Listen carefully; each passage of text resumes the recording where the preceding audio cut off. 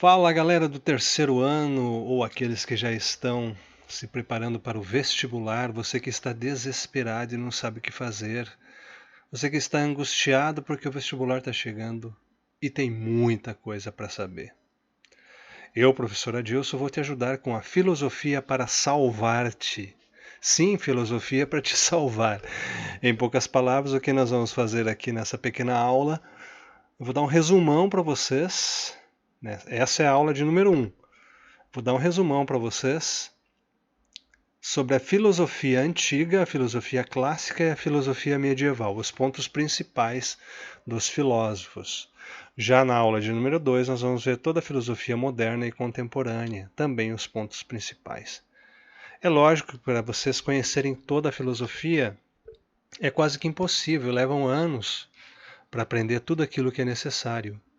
Eu fiz minha filosofia durante 6 anos em Roma, na Itália, e ali fiz o meu mestrado.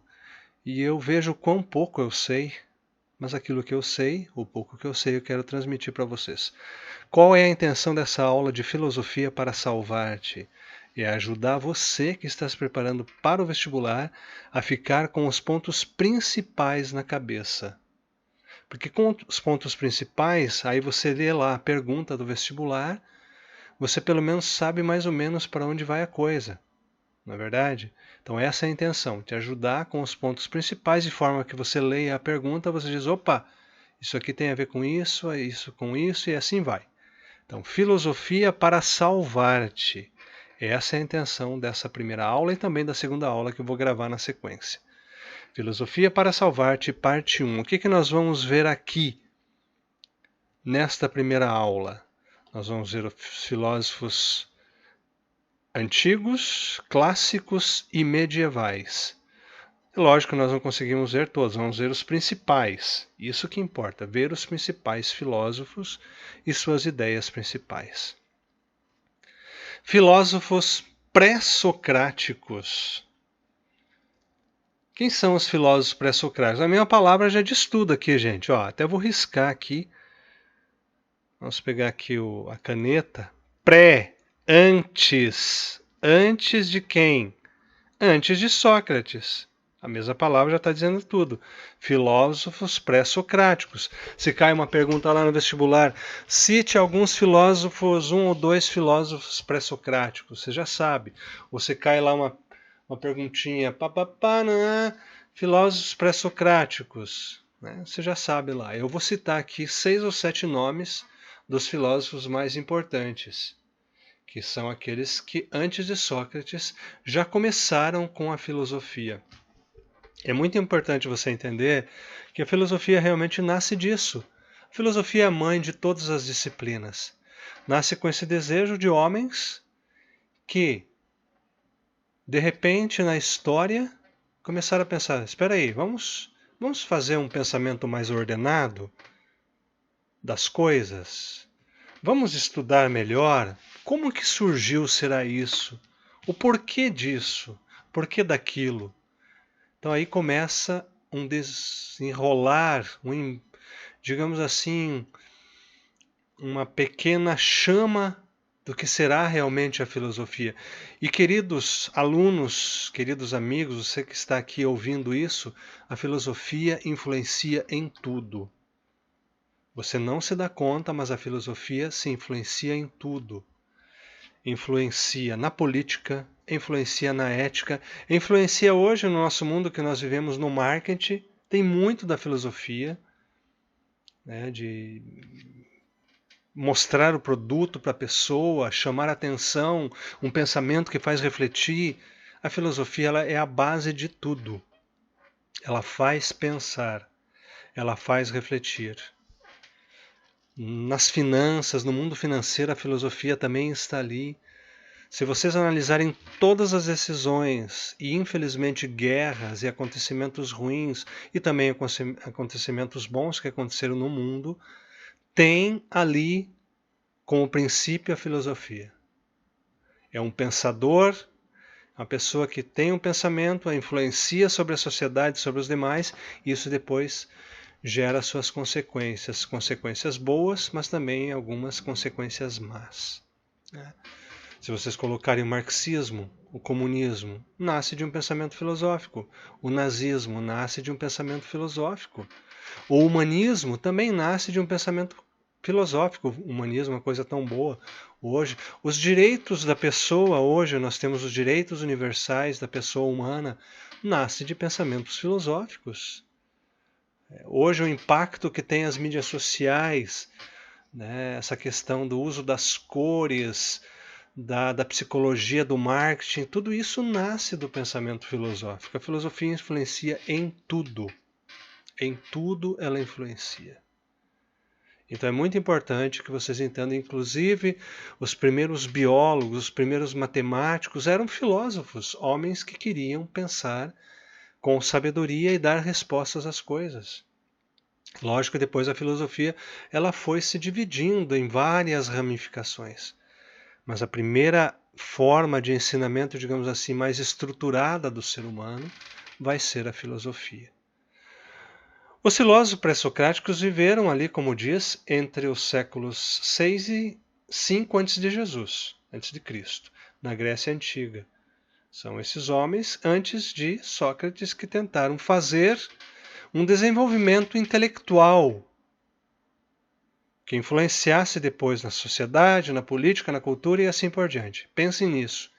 Homens que buscaram de uma forma mais ordenada a resposta para as coisas. É lógico que os pré-socráticos, muito importante isso, eles se dedicaram mais a buscar a explicação sobre como que o mundo surgiu, como surgiu o universo. E não esqueçam dessa palavra aqui, ó, muito importante. O que os pré-socráticos vão se preocupar primeiro com o arche, ou arque, como queiram chamar. Em grego se diz arche. O arche, ou seja, o início, a origem das coisas, a origem da natureza, a origem do universo. Qual é o arche das coisas? Qual é a origem de tudo?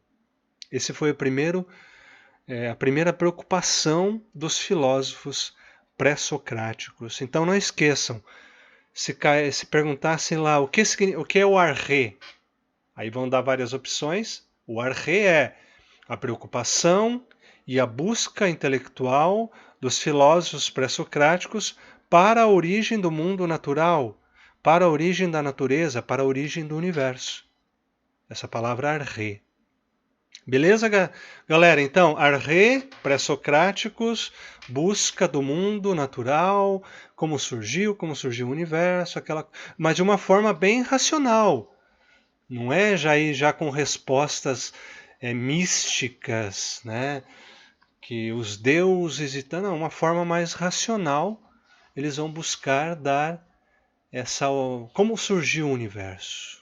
De uma forma mais racional, não só mística e mítica, digamos assim, os mitos, etc. Não, o universo surgiu dessa forma. Ok? Antes de tudo, quero contar uma historinha para vocês. Leiam bem essa história, eu vou ler para vocês. O Tales borrifou, né? Borrifou com o borrifador, aquele que joga a aguinha, né? O Tales borrifou o drink Aperol. Ó, o Tales borrifou o drink Aperol do Anaximandro. E não gostou da brincadeira. Né? Que não gostou da brincadeira. E saiu furando as bexigas do Anaximenes. Ou seja, o Tales, com o borrifador, ele jogou a aguinha no drink que o Anaximandro estava tomando, um drink de Aperol. Vocês já viram o Aperol, aquele drink, aquela bebida alcoólica, bem gostosa. Bom, vocês já estão no terceiro ano se preparando o vestibular, já 18 anos a maioria, então, né? E mesmo que tivesse alguém de 17 anos aqui, eu não estou dando bebida para ninguém, só estou falando que existe esse drink chamado Aperol. Então o Tales jogou água com o borrifador ali no Aperol do Anaximandro, ele não gostou da brincadeira. E ficou louco da cabeça. E saiu furando as bexigas do Anaximenes, que estava na festa. O Anaximenes estava com as bexigas lá na mão, o Anaximandro saiu furando as bexigas. Enquanto isso, o Pitágoras ficava contando o número de bexigas furadas. O que irritou o Heráclito, que saiu correndo e botou fogo em tudo. Mas, como Parmênides era calmo, Parmênides também estava na festa, fez com que todos ficassem tranquilos e parados. Até o Demócrito, que atomou, né, todas na festa, ficou parado. Ou seja, até o Demócrito tinha atomado todas, atomou todas na festa, ficou parado de boa ali, depois que o Parmênides, que era bastante calmo, fez com que todos ficassem tranquilos. Então veja bem a situação dessa festa, gente. O Tales saiu jogando água ali no drink do Anaximandro, um drink Aperol bem gostoso, e ele não gostou da brincadeira. Ele saiu furando as bexigas de todo mundo, especialmente as bexigas do Anaximenes. Agora veja bem, o que tem no borrifador? O que tem? Quem responde? Água. Anote lá. Água. Aperol. Marque bem esse nome desse drink, Aperol. Coloca um N no final ali no lugar do L, Aperon. Só coloca ali. Vai escrevendo lá no teu caderninho. Gente, o que aconteceu com as bexigas do Anaximandro? O que tem numa bexiga? Ar. Marque lá, tem ar dentro de uma bexiga. Enquanto isso, Pitágoras ficava contando o número. Marquem esse nome, essa palavra aqui, ó. Número. Número tem relação com Pitágoras. Opa, interessante. E o Heráclito ficou irritadíssimo e botou fogo. Olha só, Heráclito, fogo em tudo. Botou fogo em tudo. Mas lá na festa tinha um cara que era bem calminho, o Parmênides. O que ele fez? Ajudou a todos ficarem tranquilos e parados. Relacione essa palavra, parado, com Parmênides. Até o Demócrito, que tinha tomado todas, ou atomado todas, ficou parado e de boa na festa. Marca essa historinha. Tenta memorizar ela. A historinha de uma festa que foi um desastre, mas no final ficou tudo bem. Beleza? Depois dessa historinha, eu quero compartilhar com vocês então cada um dos filósofos pré-socráticos. Vamos lá? Tales de Mileto, água. Por que eu volto lá na historinha? Porque o Tales tem a ver com... O que ele fez? Ele borrifou, né? Marquem bem essa palavra, Tales igual água. O que o Tales dizia? Que a água é o arquê, é o arquê de tudo.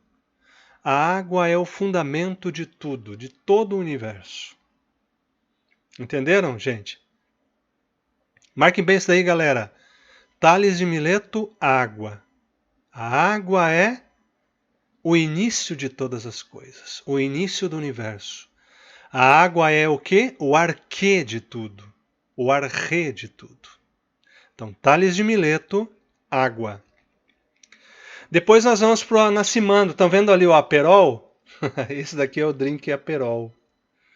Bem gostoso. Dá para tomar até com laranja, é uma delícia.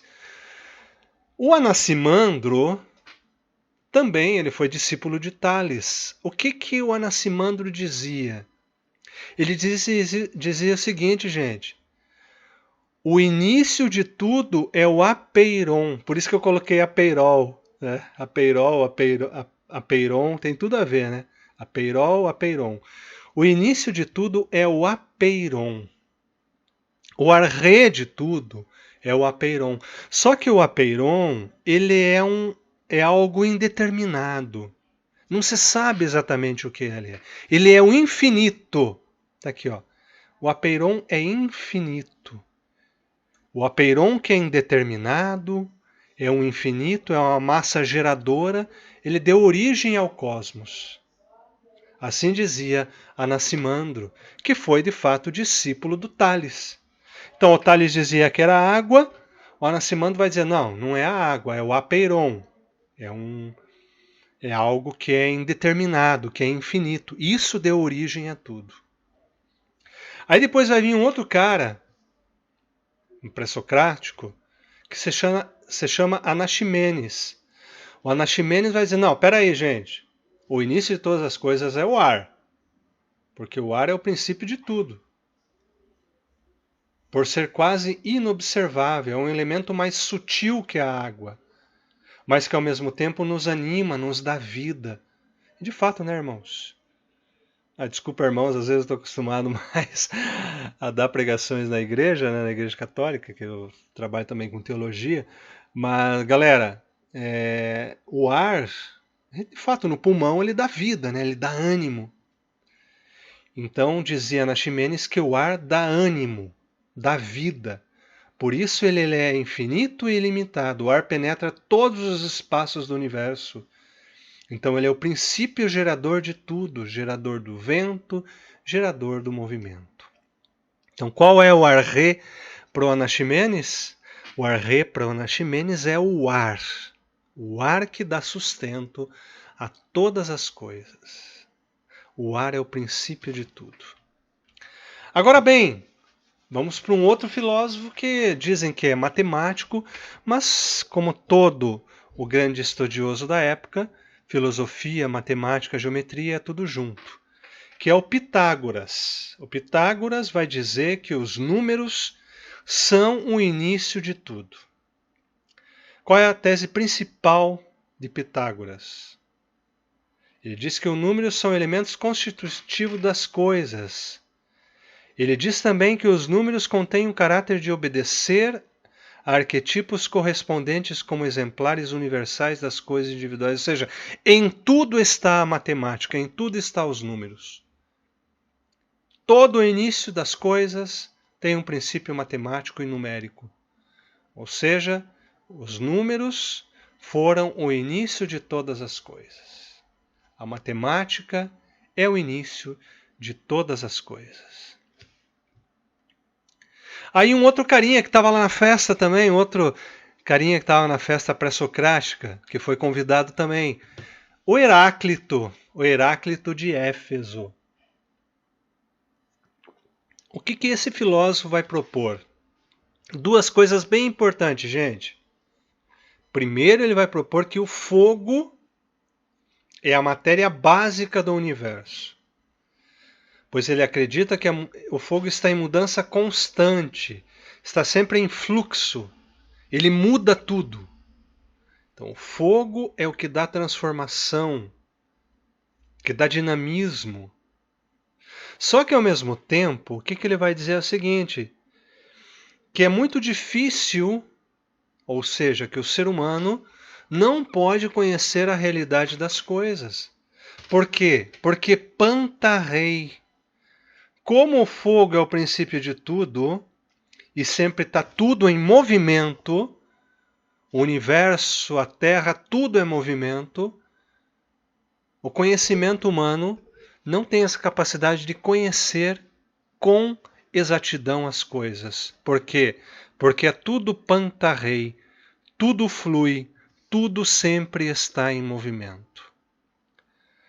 Então vejam bem que Heráclito, ele não só fala qual é o princípio das coisas, a diferença de Tales, Anaximandro, Anaximenes e Pitágoras.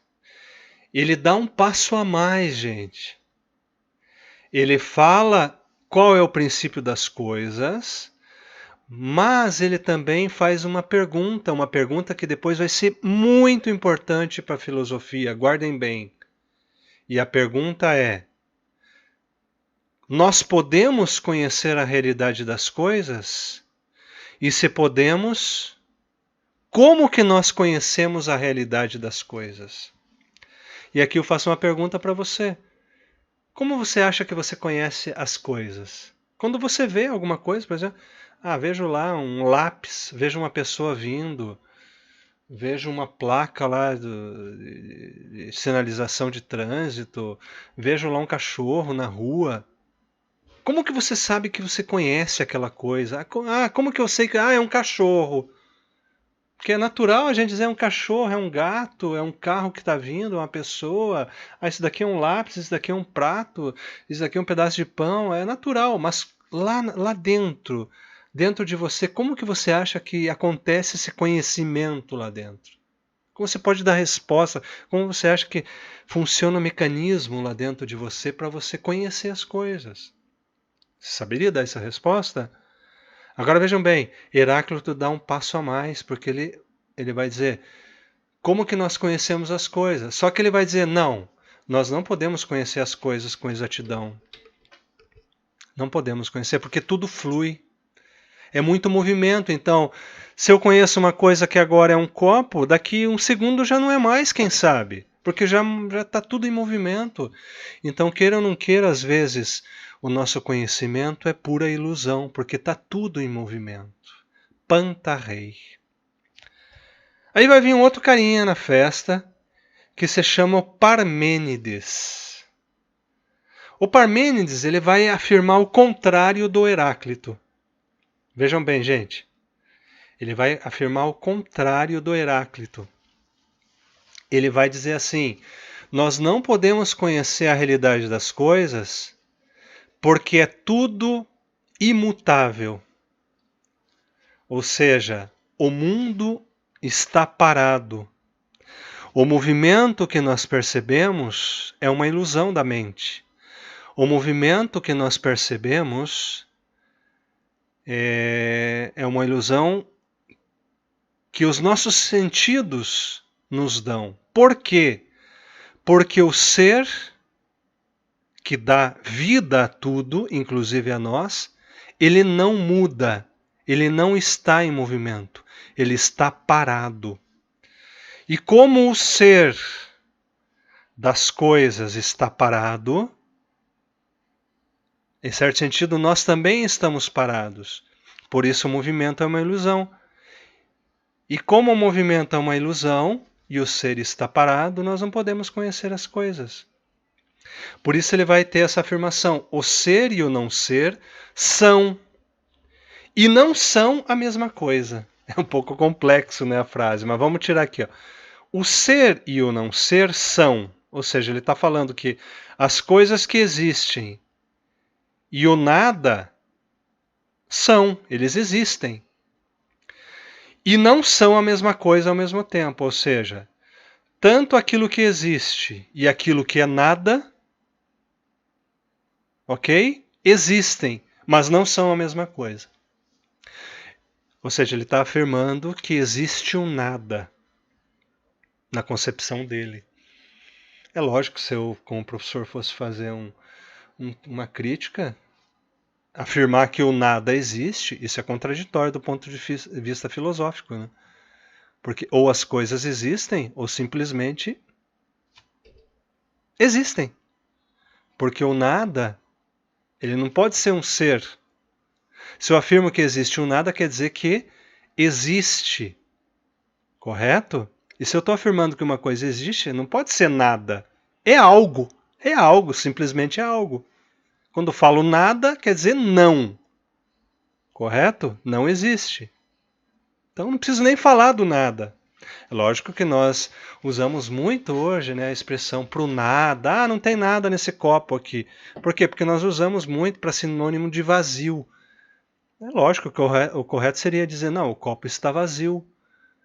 Porque se nós formos, ah, não tem nada nesse copo. Como não tem nada? Tem ar ali dentro, né? O copo está vazio daquilo que eu penso que gostaria de água, sei lá, uma bebida, uma Coca-Cola, um refrigerante, mas ele não está, não tem nada. Ele tem ar, pelo menos. Então essa reflexão do nada começa uma reflexão bem complexa. Depois os filósofos vão dar muito pano para manga para isso daí também, gente. Né? Será que realmente o nada é um ser existente ou simplesmente não? É bem contraditório também, tá bom? Então Parmênides vai dizer o seguinte, não, tudo está parado, nada se move. Por isso que o Parmênides lá na festinha vai ser o cara que está tudo parado, calminho, daí ele vai fazer todo mundo se acalmar. Beleza? E aí um último convidado para a festa, que é o Demócrito. O Demócrito está lá na festa, tranquilinho, né? E o Demócrito atomou todas. Bebeu todas. Ele atomou todas. O que o Demócrito vai dizer? O início de todas as coisas, o que dá sentido à existência, é o átomo. Para Demócrito, é a partícula menor que existe, é o átomo.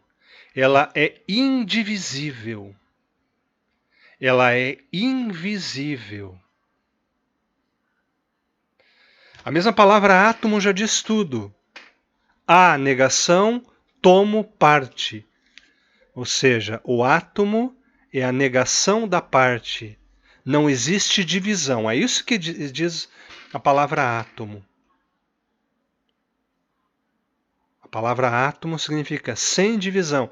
É lógico que depois, né, com o avanço da ciência, vai dizer que o átomo é divisível, né? Ele tem 3 elementos ali, o próton, o nêutron e o elétron, na verdade, que são os elementos bases que estão ali, dentro do átomo.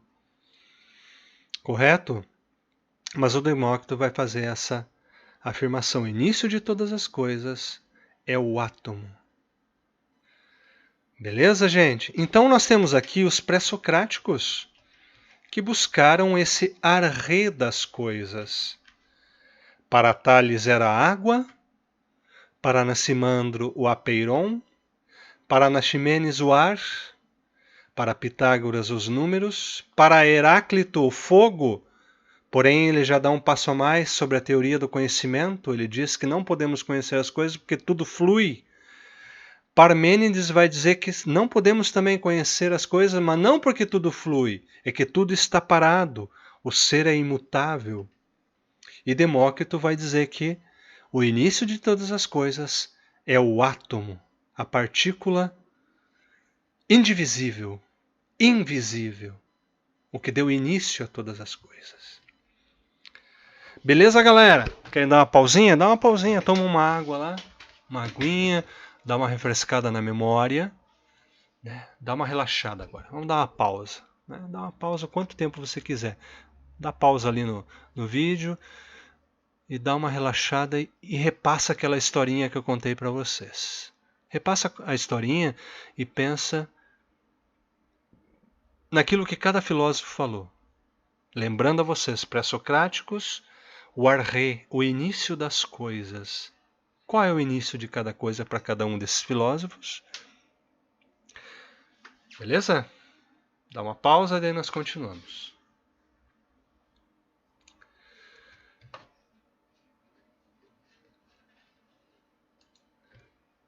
Beleza, galera? Depois dessa pausa, os filósofos clássicos.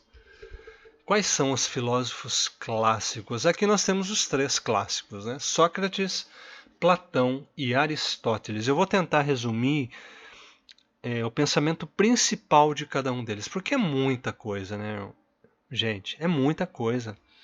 Então, fiquem com os pontos principais de cada um deles. Os pontos principais de cada um deles. Vamos lá. Sócrates. O que Sócrates vai ensinar na sua filosofia? Um resumo da filosofia de Sócrates certamente envolve os temas sobre a essência humana e sobre a alma humana. Muito importante isso daí. Eles já vão tratar da questão do ser humano. Bem interessante a filosofia de Sócrates, que não é só o mundo em si, mas quem é o ser humano? Quem é o ser humano? A filosofia de Sócrates envolvia necessariamente o diálogo. Guardem bem essas 2 coisas aqui, gente. Para o vestibular, se acaso cair, olha. A importância da maêutica e da ironia. O que é a maêutica? Coloquem bem na cabeça, Sócrates, na filosofia dele, ele prevalece muito a questão do diálogo. O conversar. Conversar para buscar a verdade das coisas. Ok? Então, a maêutica é uma forma na qual perguntas sucessivas se fazem para chegar a uma definição e a um conceito. Ou seja, eu estou conversando com uma pessoa, eu quero ajudar aquela pessoa, né, a ter um conhecimento de algo, eu vou fazendo perguntas para ela, para ver aquilo que ela sabe ou não sabe. E eu vou conduzindo ela à verdade daquela coisa. Isso se chama maêutica. É uma forma de diálogo no qual eu vou fazendo perguntas, obtendo respostas e conduzindo a pessoa que está comigo a chegar a uma verdade por ela mesma. E a ironia é uma forma de mostrar aos outros que estavam enganados sobre o que pensavam estarem certos, ou seja, com perguntas e respostas, a maiêutica, eu chego à ironia. Eu mostro para a pessoa, através das respostas dela mesma, que ela está errada ou que ela está certa. Então é bem interessante a técnica porque ajuda a pessoa, a ela mesma, aquilo que ela tem lá dentro, a chegar ao certo ou ao errado e a reconhecer o certo e o errado que, em certo sentido, já está dentro dela. Então, uma forma maiêutica de perguntas e respostas, eu conduzo o meu interlocutor, a pessoa que está comigo, à ironia, para que ela veja também o erro no qual ela se encontra. Nós podíamos falar que um resumo da filosofia de Sócrates é a questão da consciência humana, que consciência eu tenho das coisas, a dialética, que eu falei ali, ó, a dialética, né? Ou seja, através da pergunta-resposta chegar a uma resposta, pergunta-resposta chegar a uma conclusão, e também é muito importante a questão da crítica aos sofistas. Tá? Guardem isso daqui porque nós vamos falar agora mais para frente sobre a questão dos sofistas. Falou sofista, pensou Sócrates. Ele foi um grande adversário dos sofistas. Ele não suportava os sofistas. Mas guardem bem esse termo por enquanto. De qualquer forma, as principais ideias de Sócrates resumem da seguinte forma: a imortalidade da alma. Ele é um filósofo que já vai falar sobre a imortalidade da alma. A impossibilidade de ser uma pessoa virtuosa com os sofistas, porque os sofistas são uns mentirosos para ele, né? Então não tem como ser uma pessoa virtuosa escutando e seguindo os sofistas. Terceiro, para Sócrates, a busca da virtude como algo mais importante do que o sucesso, do que o dinheiro, do que a fama. Ser pessoas virtuosas é muito mais importante do que a fama e do que os bens materiais. Muito mais importante. Outro ponto importante é a democracia. Ou seja, Sócrates é um homem que vai pregar a democracia. A democracia, ou seja, que o povo ele tem a voz, ele tem liberdade de expressão. Mas ele vai dizer, ó, com um filósofo à sua frente, ou seja, tem que ter um filósofo na frente desse povo, que é democrático, ou seja, um sábio, porque se coloca qualquer um lá, uma pessoa que não é sábia, não vai saber guiar essa democracia também. Né? E um terceiro ponto é a ética do senso comum. Existe entre as pessoas um senso comum de que matar não é certo, de que mentir não é certo, de que roubar também não é certo, é uma ofensa à justiça. Então a ética do senso comum, ou seja, os povos, as pessoas numa sociedade democrática, elas têm os princípios comuns. Isso pode ser uma base para a ética das pessoas. Beleza, gente? Então esse é o resumo de Sócrates. Guardem lá outra vez, maiêutica e ironia. Maiêutica, levar a pessoa ao diálogo e chegar através de perguntas a respostas à verdade das coisas, mas ao mesmo tempo usando a ironia para mostrar também à pessoa que ela está errada. Tudo isso fazendo com que a pessoa se responda a si mesma.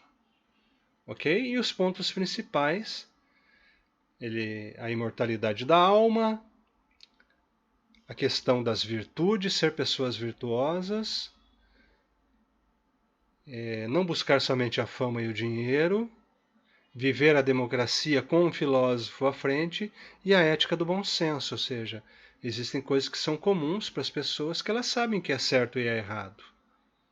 Ok? E muito importante também o ponto da questão dos sofistas. Ele é um antissofista. Ele é totalmente contra os sofistas.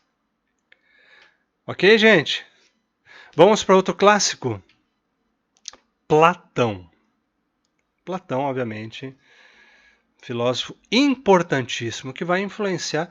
Esse carinho, o Platão e o Aristóteles, são os filósofos que mais vão influenciar depois em toda a filosofia até hoje e influenciarão para toda a vida.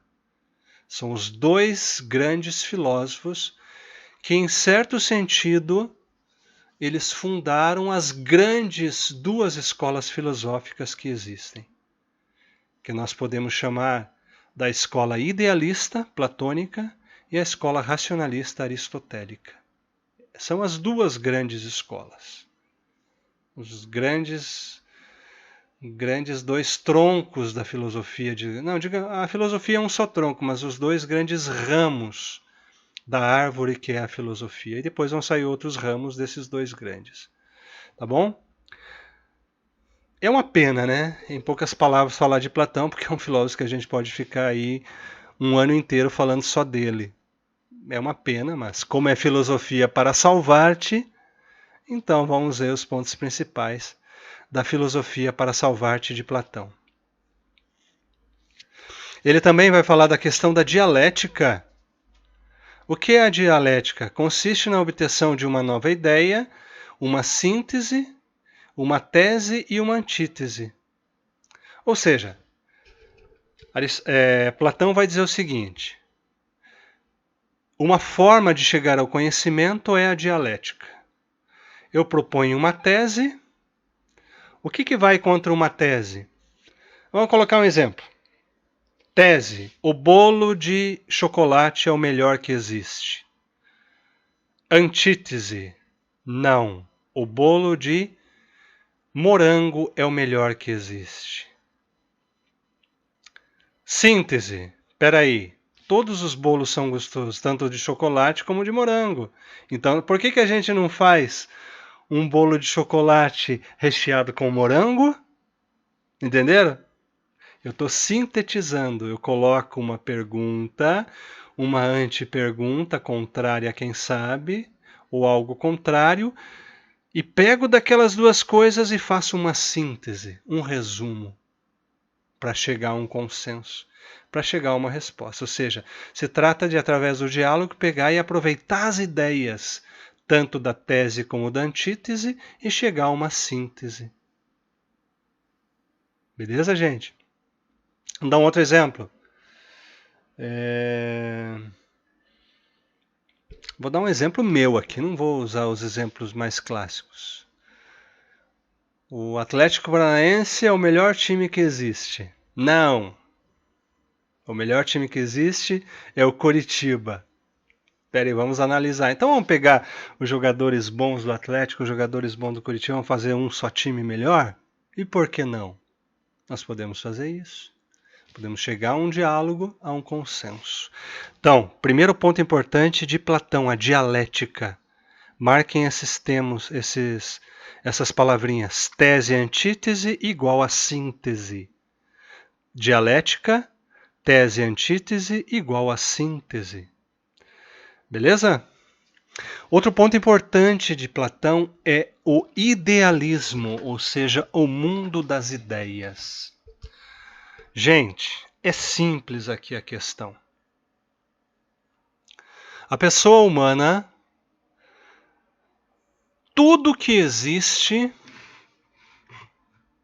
antes de existir aqui o mundo material, que seja, o que sempre existiu para Platão é o mundo das ideias. Que não é... É importante vocês entenderem o seguinte, gente. Não é só ideia na cabeça. O mundo das ideias, para Platão, é um mundo real. Existe mesmo. Né? Quem sabe existe lá no universo, mas existe um mundo que é o mundo das ideias. Foi a primeira coisa que existiu. O mundo das ideias. Existe lá a ideia de cavalo e as ideias são muito mais reais do que aquilo que existe aqui, que nós podemos pegar. Porque são muito mais antigas, são lá desde o início. Então existe a ideia perfeita de cavalo, de gato, de cachorro, de árvore, de passarinho.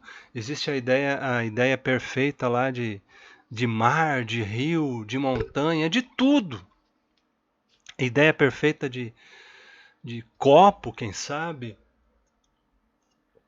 A ideia perfeita de livro, de celular, tá tudo lá no mundo das ideias, a ideia perfeita.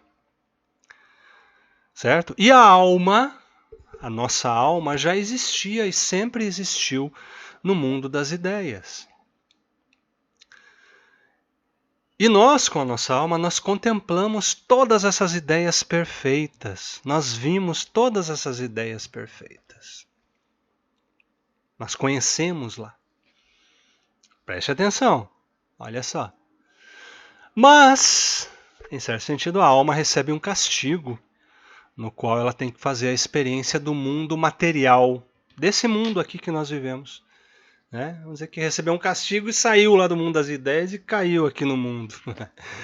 Caiu aqui no mundo. Certo? O que acontece daí? Comigo que estou aqui no mundo. Eu, quando eu vejo, por exemplo, um gatinho passando ali na rua, por que eu sei que é um gato? Porque a minha alma já contemplou lá no mundo das ideias essa ideia de gato. Entenderam? Então o que acontece? Quando eu vejo o gatinho passando na rua, é um gato. Porque eu já sei, porque eu já fiz parte lá do mundo das ideias, e como eu já contemplei essa ideia lá, eu sei que aquilo lá é um gatinho. Isso se chama reminiscência. Para Platão, nós conhecemos as coisas que estão no mundo através da reminiscência. Anotem lá, reminiscência. Porque a reminiscência significa o seguinte: quando eu vejo algo nesse mundo, eu lembro daquilo que eu já vi lá no mundo das ideias. Isso faz com que eu possa afirmar daí aquilo que é essa coisa, esse gato, esse passarinho, esse celular, sei lá, qualquer coisa que vocês quiserem imaginar. Esse é o mundo das ideias para Platão. Muito importante esse conceito, irmão. Por quê? Porque a forma como Platão vai afirmar que nós conhecemos a realidade das coisas através da contemplação do mundo das ideias que nós já fizemos lá quando nós fizemos parte. Tá certo? Então, muito importante, idealismo de Platão, mundo das ideias. Agora vamos para a política de Platão. A política de Platão também é muito importante, porque isso daí cai muito em vestibular. Quais são os pontos principais da política de Platão? A política de Platão, ele baseia a sua política em 3 aspectos principais. O homem é um ser político, porém, existem 3 tipos de almas. 3 tipos de almas que vivem na sociedade. Concebeu uma teoria política baseada em sua teoria idealista. Segundo o filósofo, existiriam 3 tipos de caráter que moldam as almas das pessoas. Faz parte da sociedade da vida política as pessoas concupiscíveis, de caráter concupiscível. Ou seja, são pessoas de alma que prevalecem os desejos da carne, da paixão, tipo animais.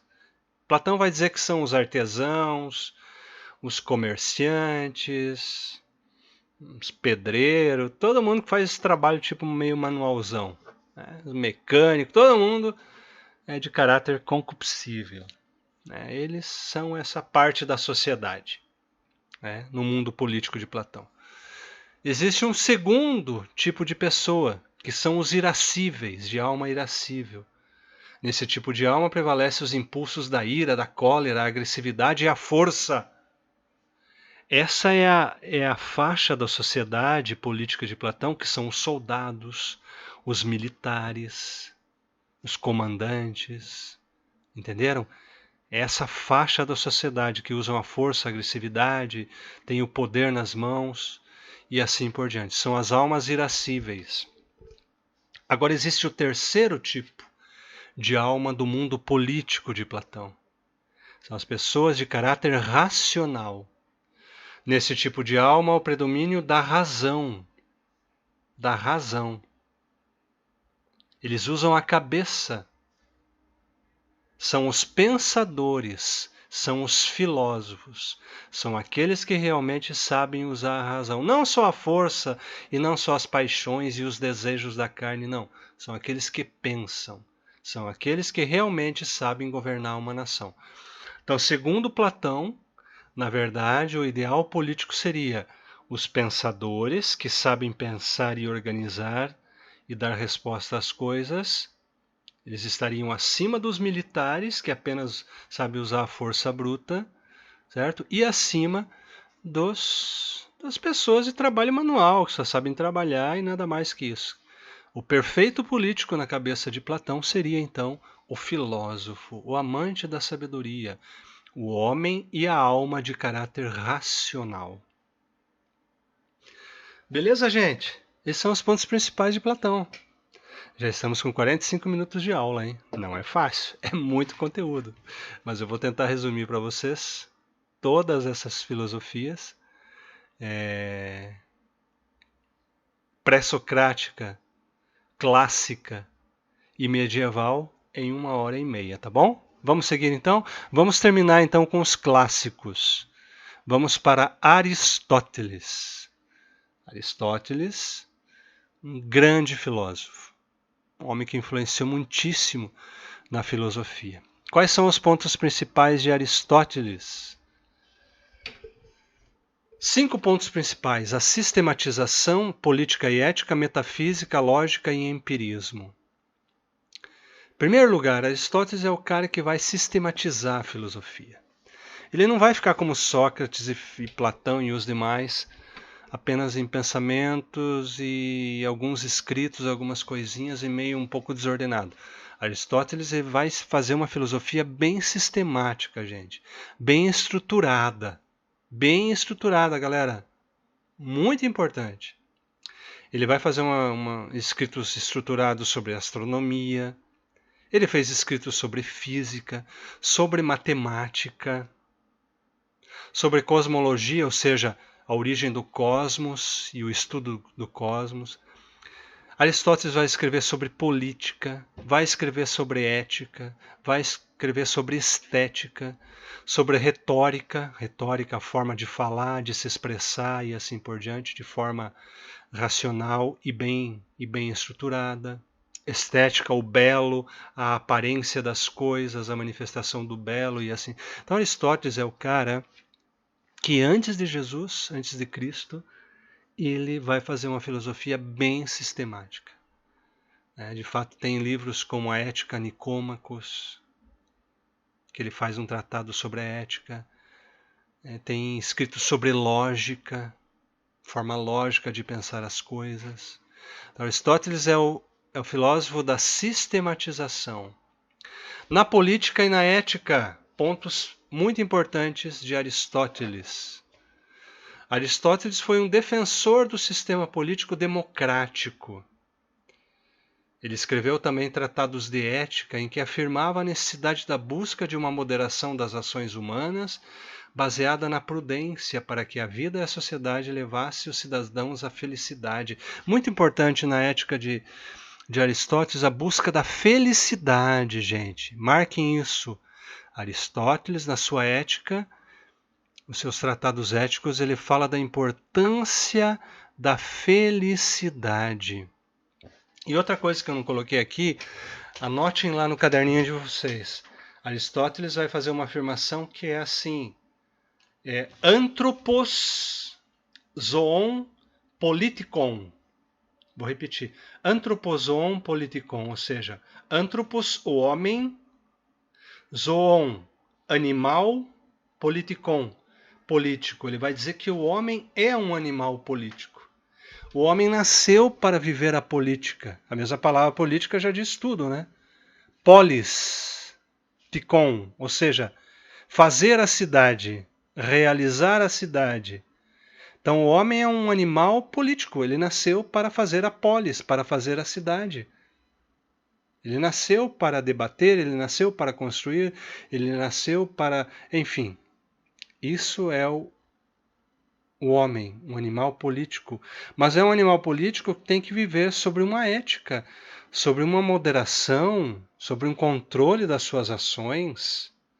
Por isso Aristóteles vai dizer que a virtude mais importante, uma das virtudes mais importantes é a prudência.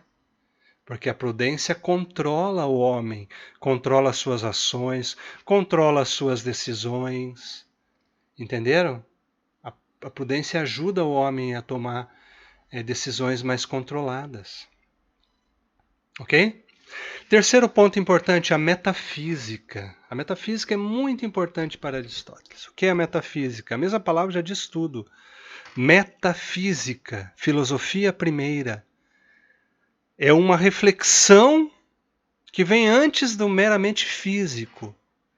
Aristóteles vai falar na metafísica de termos como o ser das coisas, a substância das coisas, aquilo que está antes. Não só aquilo que nós vemos, mas existem realidades que estão antes daquilo que nós vemos. A base de tudo, a substância, a essência das coisas. Isso é a metafísica de Aristóteles. Depois ele vai falar da lógica.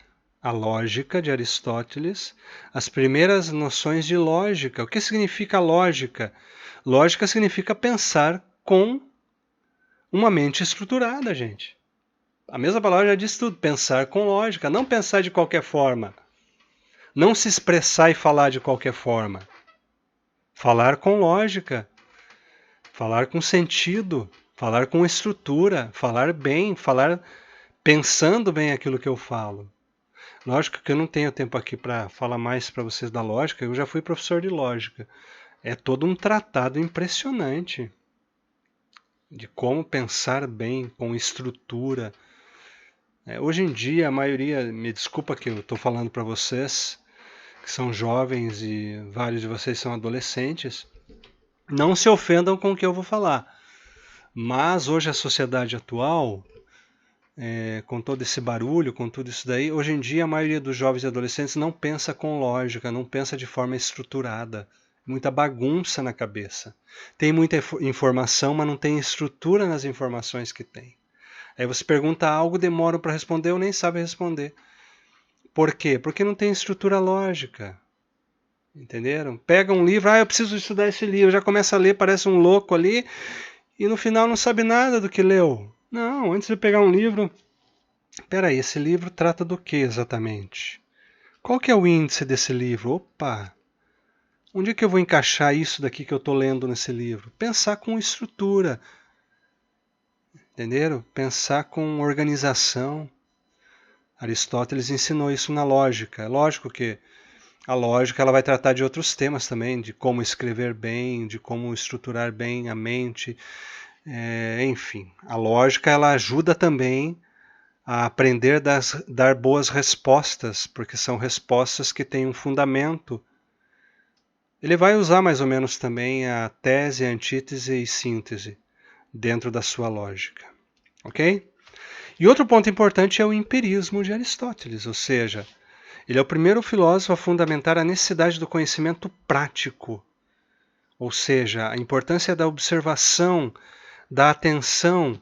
Aristóteles vai dizer que através dos nossos sentidos, através daquilo que nós vemos, nós tocamos, nós provamos, nós ouvimos, através de tudo isso, nós conhecemos a realidade das coisas.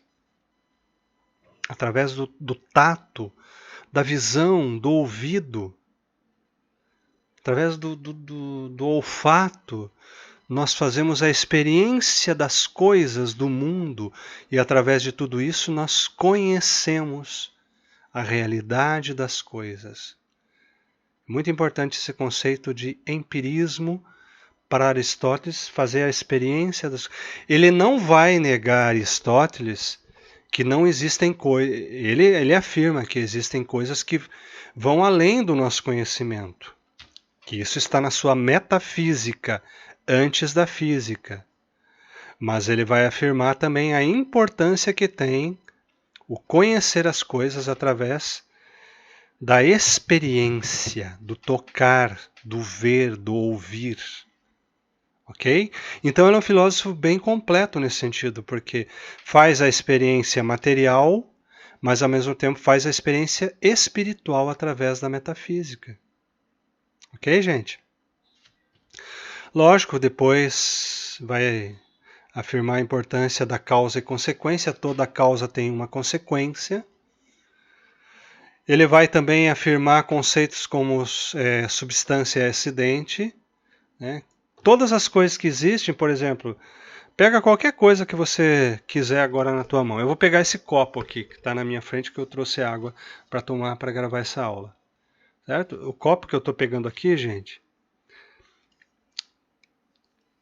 o que me faz dizer realmente que esse copo é essa substância, essa essência, que eu sei que é um copo. Mas no caso agora eu estou vendo um copo que é vermelho. Mas eu poderia estar com um copo que é azul, branco. A substância é aquilo que me diz aquilo que é a coisa. Esse copo, substância, essência.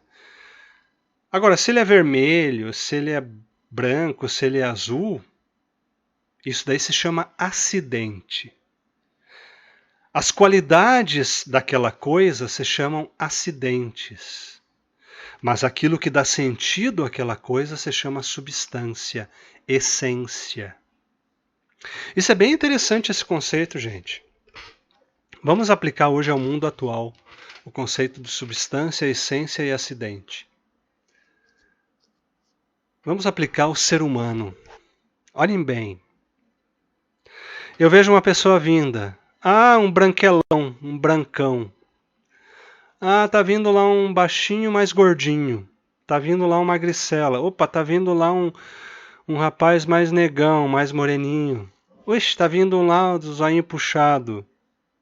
Tá vindo lá um narigudo. E aí vai. Mas peraí, tá vindo uma pessoa. Primeiro, tá vindo uma pessoa. Opa, tá chegando perto. Opa, um branquelão, um negão, um japonesão, sei lá. A primeira afirmação que eu faço é a pessoa. A essência é pessoa. Se é negro, se é branco, se é baixinho, se é gordinho, se é narigudo, se é magricelo. Isso são apenas acidentes, gente. Veja a importância que tem esse conceito de um filósofo de 2.300 anos atrás para a gente hoje defender a dignidade da pessoa humana. A essência, substância, é um ser humano, uma pessoa. Se é negro, se é branco, se é baixinho, etc., são apenas acidentes, mas a dignidade dela, a sua substância, é um ser humano. Isso vai influenciar muito depois na filosofia e na concepção da pessoa humana. Beleza, gente? Bom, com isso nós terminamos os filósofos clássicos. Sócrates, Platão e Aristóteles. Vamos dar uma pausinha? Dá uma pausa para tomar uma água. Vai lá, uma pausinha agora, relaxa teu cérebro. Nós demos uma pausinha nos pré-socráticos. Agora vamos dar uma pausinha nos clássicos. Dá uma pausinha, toma mais uma água, relaxa tua mente. Vai lá. Beleza, galera? Voltamos depois da aguinha. Vocês tomaram, já refrescaram o cérebro. Vamos então agora para a terceira e última parte dessa primeira aula, Filosofia para Salvar-te. Diego, é a terceira, tem a quarta parte, né? Vamos para a terceira, que é rapidinha, depois vamos para a quarta parte. Eu só quero falar para vocês de 3 escolas que influenciaram muito nesse período da filosofia, e que você certamente alguma coisa às vezes cai no vestibular, então preste muita atenção. Normalmente cai no vestibular sobre os sofistas, o estoicismo e o cinismo, certo? São perguntas assim que são capciosas, então fica esperto. Eu vou ensinar de forma rápida sobre cada uma dessas escolas. Lembrando a vocês lá de Platão e Sócrates, lembra? Eles eram antissofistas, tá? E o estoicismo e o cinismo. Primeiro, os sofistas são mestres da argumentação e da retórica. A retórica é a arte de falar, né? E a argumentação, não preciso falar para vocês o que é, né? Argumentar significa eu com argumentos, sim, não, perguntas, respostas, e aí vai, né? Os sofistas eram conhecidos como professores itinerantes. Itinerante é aquele cara que viaja, não fica só num lugar, né? Eles recebiam essa dominação porque percorriam a cidade, se deslocando de um lugar para outro, ensinando as pessoas a arte da retórica. Deixa eu tomar uma água aqui. E outros artifícios argumentativos. Todas as aulas eram concedidas mediante pagamento. Na filosofia, o sofismo é comparado com a falácia ou um silogismo. O que quer dizer isso? O pensamento sofista se baseava na defesa de argumentos, ainda que falsos, para defender uma ideia. Então, o problema, por que Sócrates e Platão e etc. eram contra os sofistas? Porque para o sofista, o importante era ganhar a discussão. Não importa se ele estava mentindo e falando uma inverdade ou não. O importante é ganhar a discussão. Eu posso até usar argumentos falsos e mentirosos para ganhar essa discussão. O importante é que eu saiba sair vitorioso no final da discussão. Posso mentir, posso falar em verdade, não importa. Por isso que se chama sofismo. Quando uma pessoa fala e está argumentando e você percebe que é uma inverdade, mas está querendo vencer uma discussão, uma conversa, e está falando um monte de abobrinha e mentira. Isso é um sofismo. Certo, gente? Por isso que Sócrates era contra os sofistas. Porque eles enganavam as pessoas que eram seus alunos, tinham aulas com eles, ou seja, eles destruíam a consciência das pessoas. O importante não é buscar a verdade das coisas, o importante é que eu saia vitorioso numa discussão que seja. Posso mentir, posso falar em verdades, não importa. Argumentos falsos. O importante é sair vitorioso. O resto, não estou nem aí. Aplique-se isso ao nosso político hoje em dia aqui no Brasil. A maioria são sofistas. Mentem, argumentam, enganam o povo. O importante é o objetivo final, que é a corrupção, que é roubar e assim por diante. Todos são sofistas praticamente. Não buscam a verdade realmente das coisas. Aquilo que é o certo. Então, o sofisma. Quais eram os principais sofistas? Protágoras, Hípias de Elis, Trasímaco. Então, se sair lá no vestibular, Protágoras, Trasímaco, Hípias, já, sofista, você já sabe que é isso. É aquele carinha que o importante é o argumento, vencer a discussão. Posso usar verdades como posso usar mentiras. Posso usar falsidade como posso usar verdade. Beleza? Então esses são os sofistas. Os estoicos, o estoicismo também foi muito importante nessa época. A principal ideia estoica é a acomodação à natureza. Tendo percebido que a vida sempre frustra os desejos humanos, os estoicos buscaram viver mais conformados à natureza, distanciando-se das coisas superficiais e ilusórias do mundo. Homens que buscaram sair dessa agitação do mundo, dessa bagunça. Por quê? Porque é tudo mentira, é falsidade, é muito barulho. Os estoicos buscavam muito a virtude, as virtudes como caminho para a felicidade. Ações baseadas na razão e não na emoção. Olha que importante, irmãos. Me deixar levar mais pela razão do que somente pela emoção. Isso é muito importante também, né? Estou loucamente apaixonado.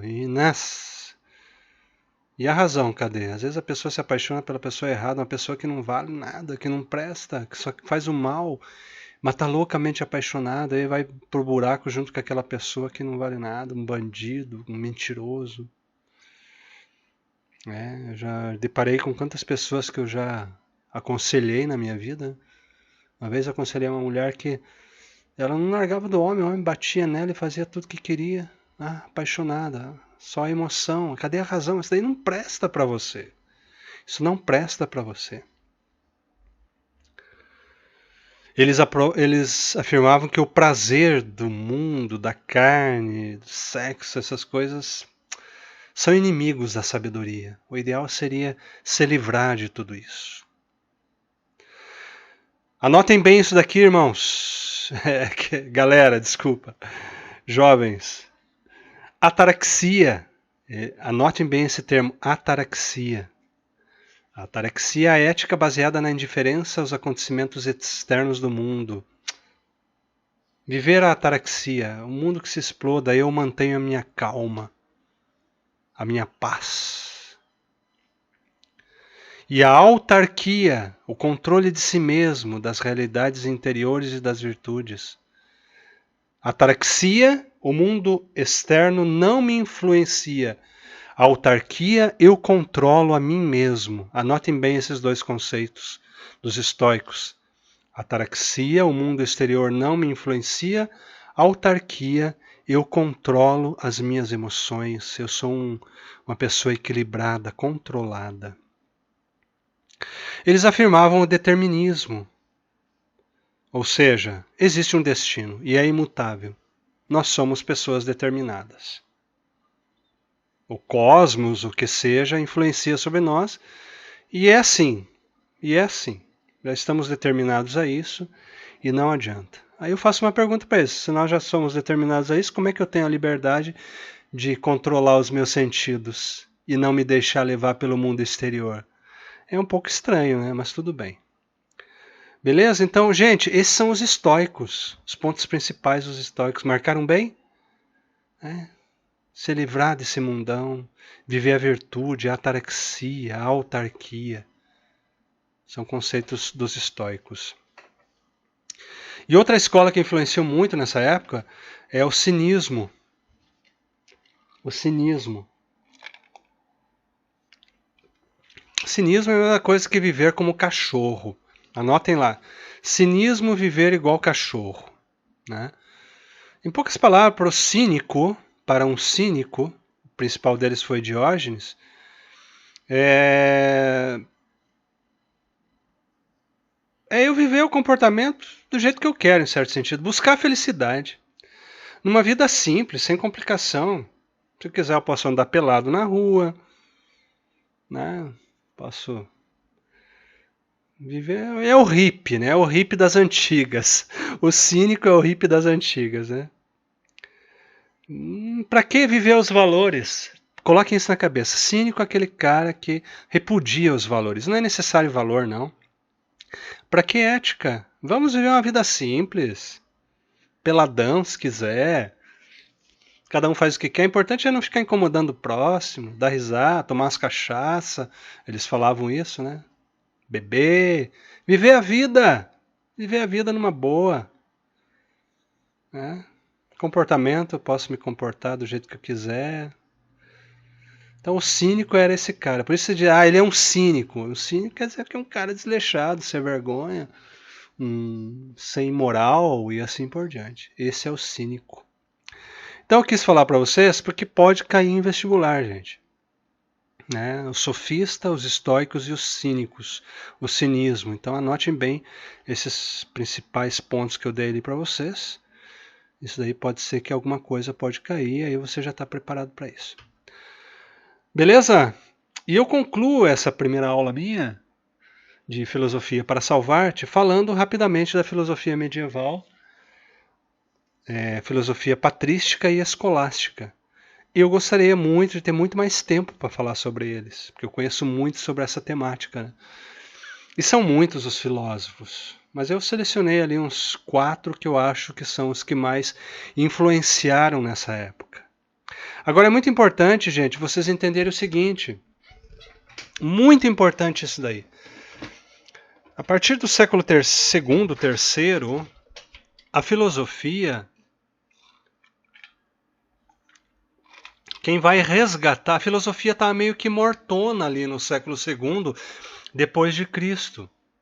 Quem vai resgatar a filosofia e mostrar outra vez para o mundo a importância da filosofia são especialmente os bispos, os padres e os monges católicos.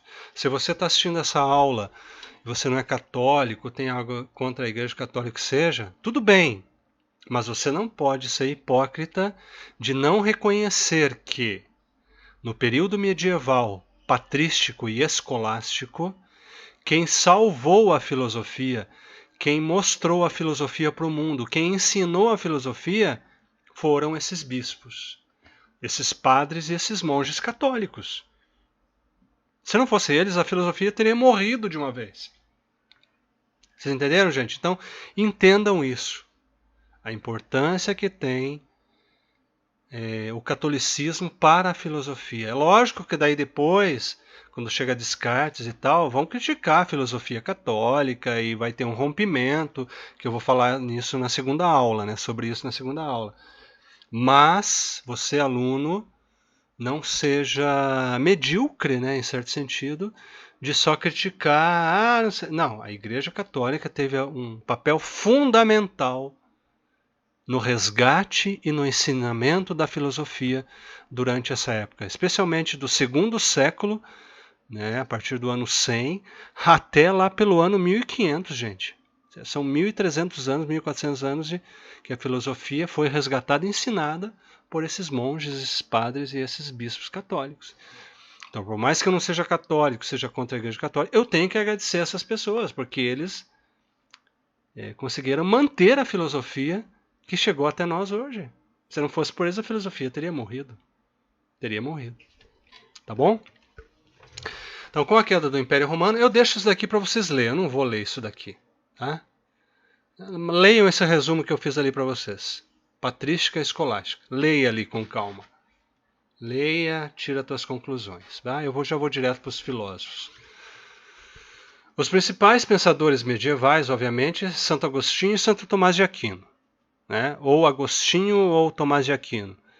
Vamos usar aqui o termo, em filosofia, não vai usar esse termo santo, né? Porque não está dentro do ambiente católico. Vamos usar apenas Agostinho e Tomás de Aquino. Agostinho nós podemos chamar de pai da patrística, pai da filosofia patrística.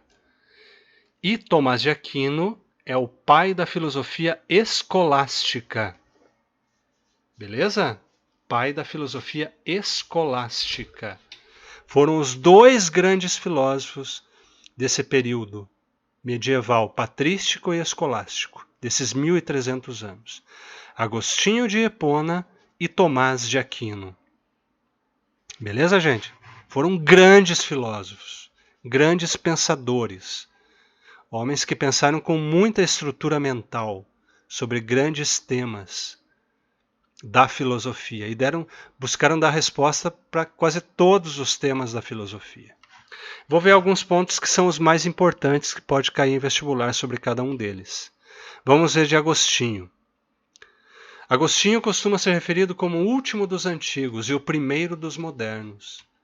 Ele assistiu à queda do Império Romano e de todos os padrões morais da época. Quais são os pontos principais de Agostinho de Hipona como filósofo? Lembrando a vocês que ele foi um bispo. Depois da conversão dele ao catolicismo, ele foi um bispo. Quais são os pontos principais que vão influenciar durante séculos na filosofia? Primeiro ponto importante.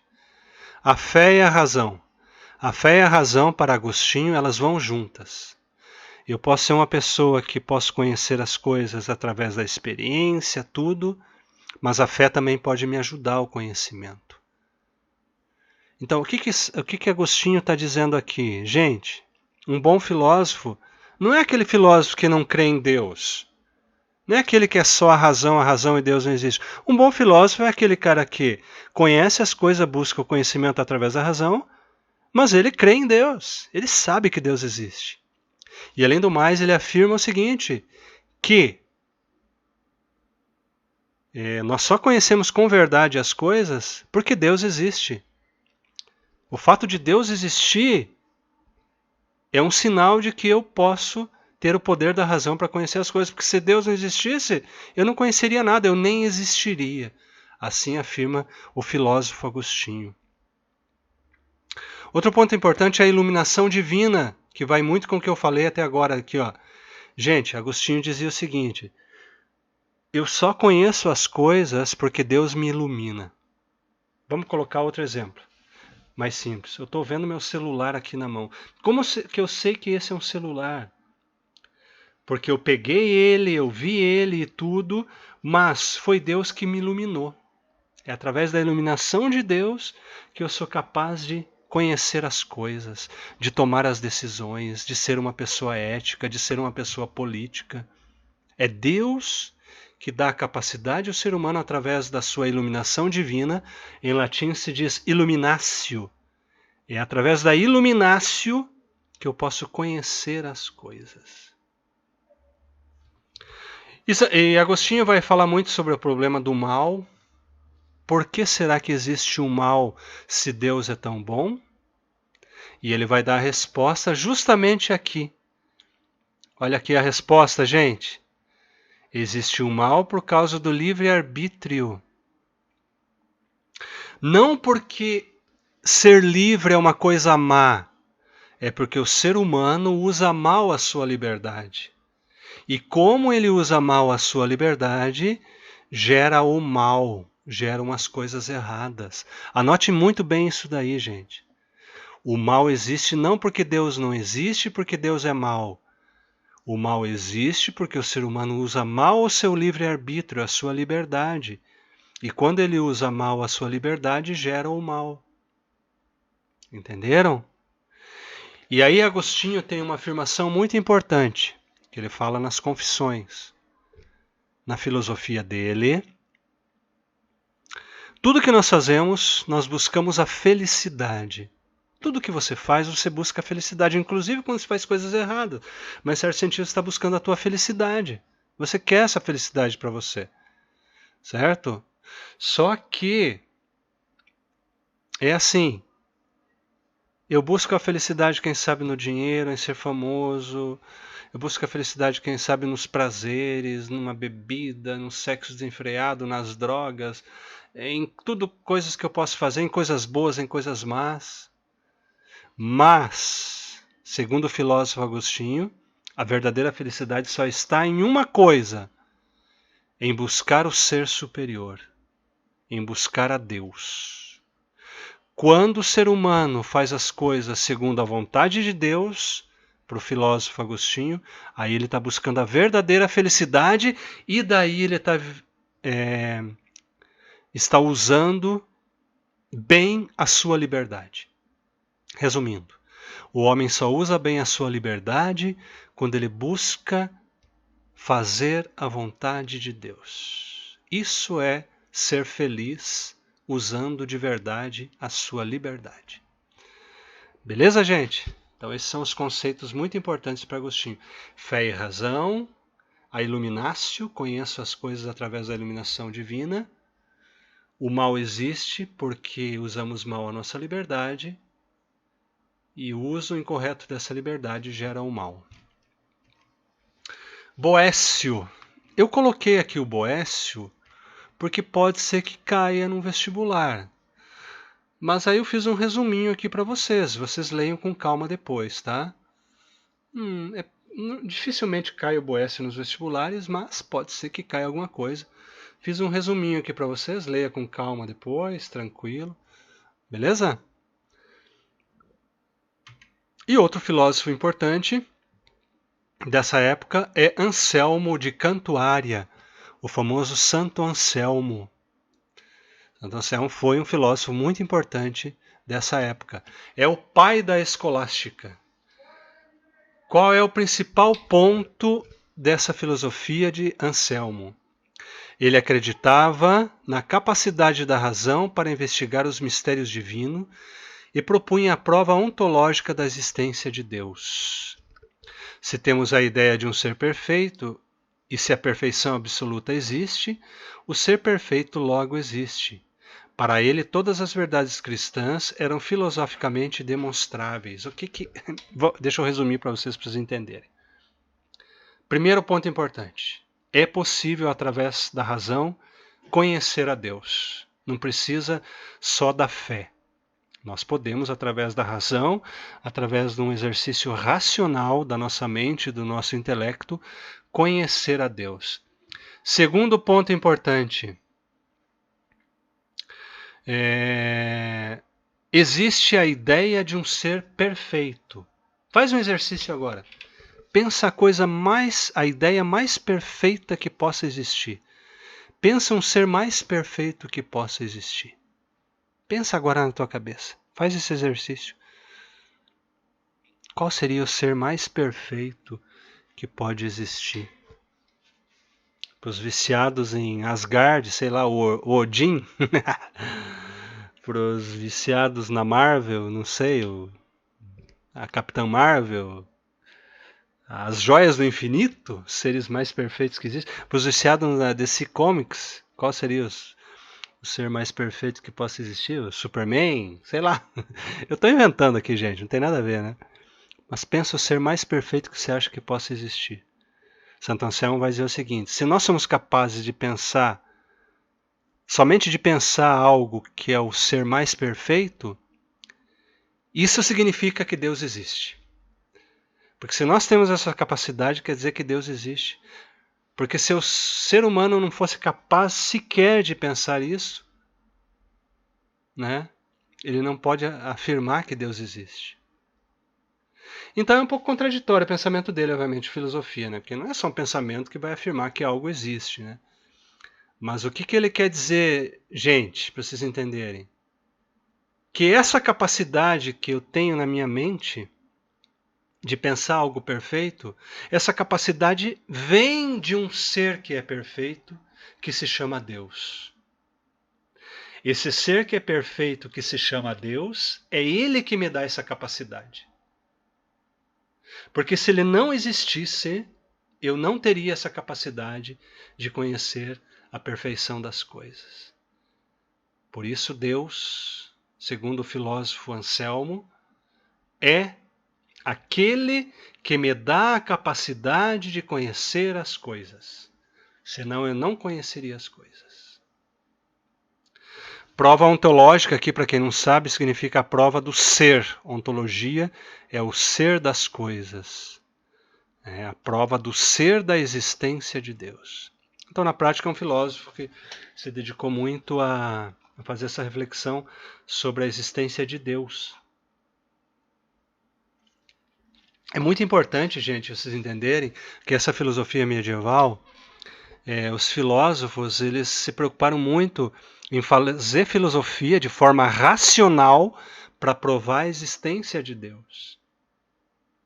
É uma filosofia muito espiritualizada. E é muito interessante isso. Muito interessante. Provar a existência de Deus. Né? Então é uma filosofia muito válida, muito profunda para nós. E por último, ainda Tomás de Aquino. Tomás de Aquino é um dos grandes filósofos. Tomás de Aquino é o cara. Sabe que Tomás de Aquino sabia a Bíblia de memória. E ele conhecia perfeitamente todos os escritos de Aristóteles. Ele era um grande aristotélico. Ele é um grande seguidor de Aristóteles. Lógico que Tomás de Aquino vai viver lá pelo ano 1100, aproximadamente. 1400, 1500 anos depois de Aristóteles. Mas ele conhecia de memória todas as obras de Aristóteles. Toda a Bíblia de memória. Muitos escritos de memória. Foi um dos homens mais inteligentes que surgiram, né, junto com esses grandes inteligentes aí que a gente sabe, tipo Aristóteles, que mais? Einstein e assim por diante.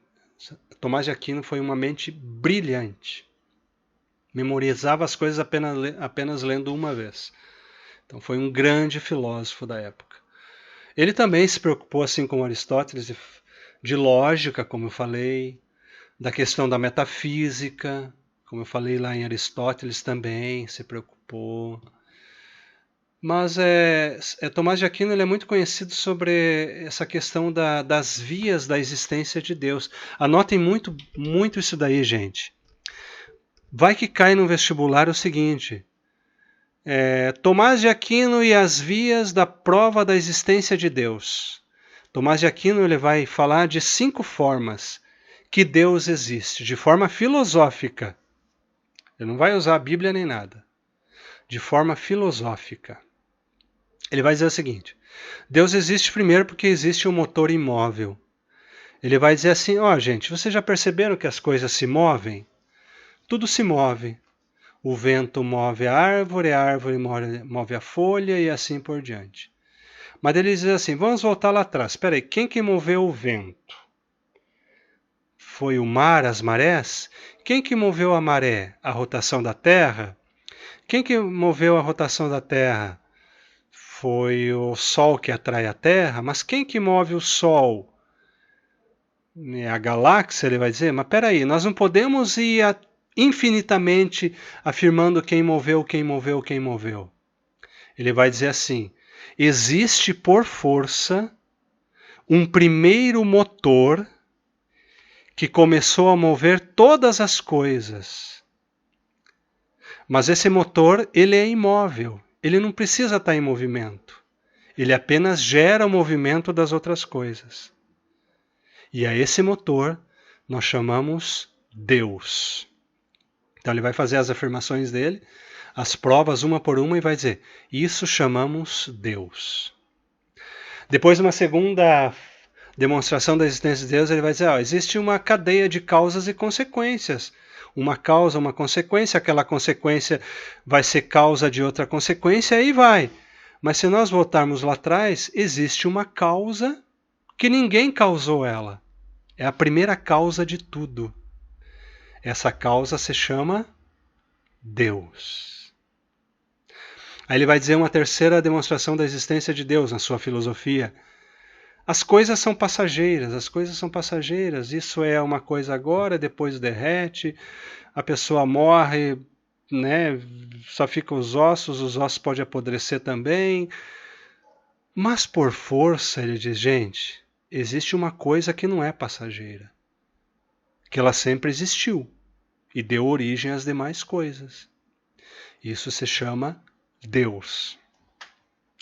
A quarta via da existência de Deus na filosofia de Tomás de Aquino, a perfeição das coisas. As coisas são perfeitas. As coisas existem a sua perfeição.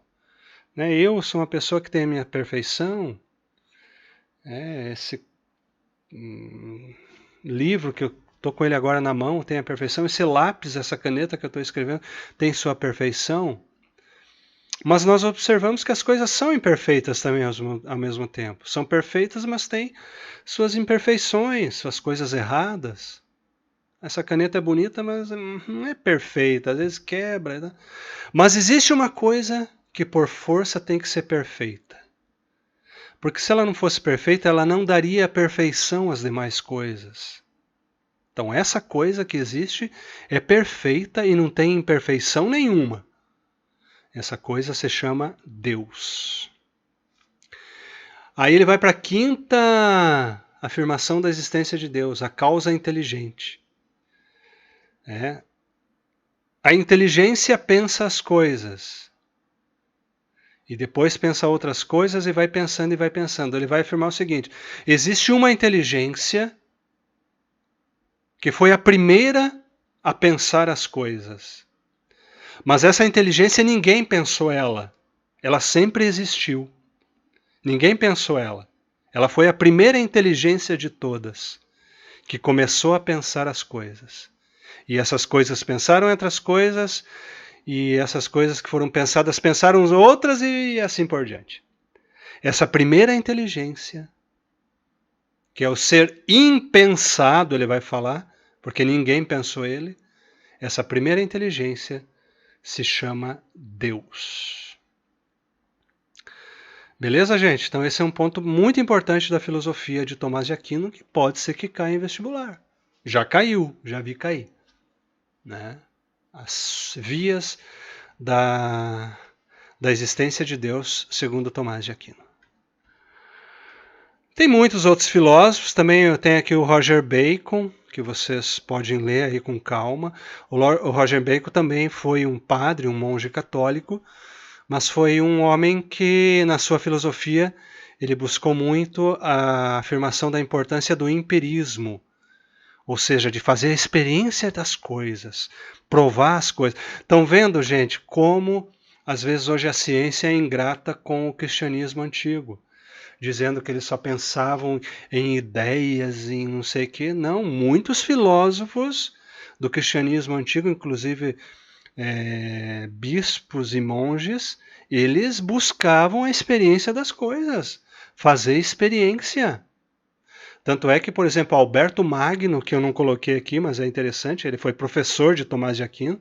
Alberto Magno foi um dos primeiros na história a escrever um tratado estruturado de biologia.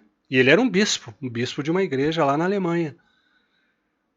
Era um bispo que ao mesmo tempo era um filósofo que ao mesmo tempo era um biólogo.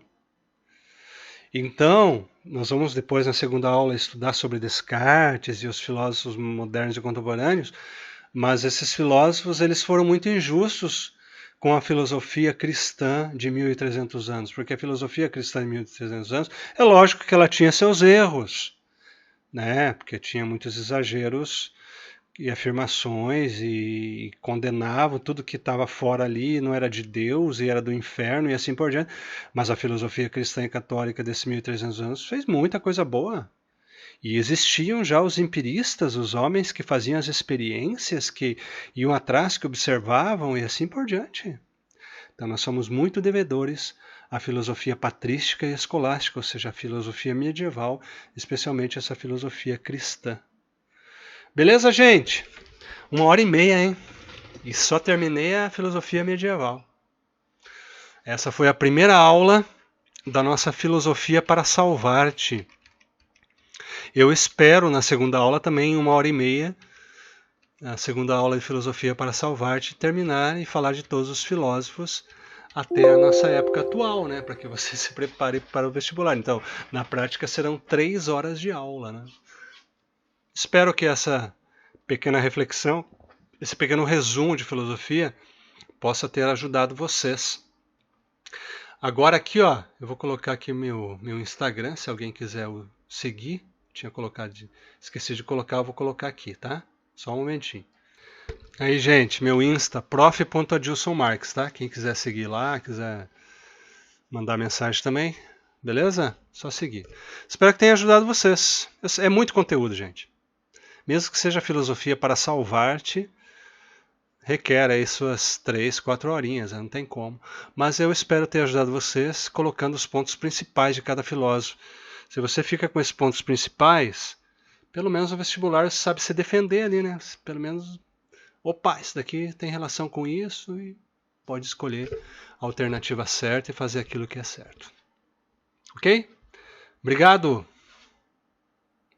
Boa sorte para vocês no vestibular e espero que seus sonhos sejam realizados e que Deus abençoe cada um de vocês.